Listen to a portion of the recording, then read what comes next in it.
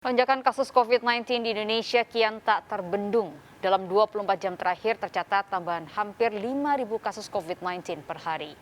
Jumlah ini sekaligus mencatatkan rekor kasus harian tertinggi sejak penurunan kasus terjadi di tanah air September 2021 lalu. Warga diminta disiplin menerapkan protokol kesehatan guna mencegah terjadinya gelombang ketiga pandemi, khususnya akibat varian Omikron. Penyebaran kasus COVID-19 varian Omikron di Indonesia kian mengkhawatirkan. Data Kementerian Kesehatan dalam 24 jam terakhir tercatat 4.878 kasus harian COVID-19. Tambahan kasus harian ini menjadi rekor tertinggi sejak September 2021. Ini juga memperpanjang catatan kelam selama 6 hari berturut-turut. Indonesia tidak pernah mencatatkan tambahan kasus di bawah 2.000 kasus per hari. Provinsi DKI Jakarta menjadi provinsi terbanyak penyumbang kasus harian COVID-19 tertinggi hingga lebih dari 2.000 kasus. Disusul Jawa Barat 1.000 lebih kasus dan Banten 800 kasus lebih per hari. Kasus kematian juga tercatat naik hingga 20 kasus kematian dalam 24 jam terakhir.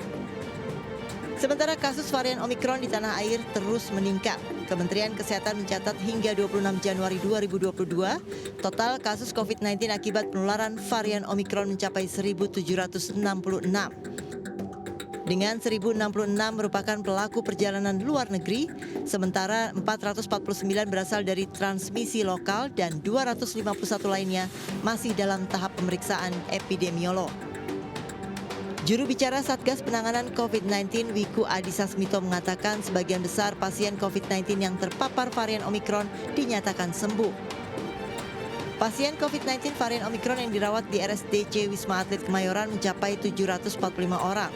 96%-nya atau 717 pasien dinyatakan sembuh.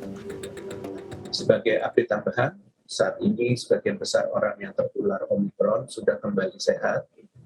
Di RSDC Wisma Atlet dari 745 orang yang teridentifikasi positif Omikron, 96% atau 717 orang sudah sembuh.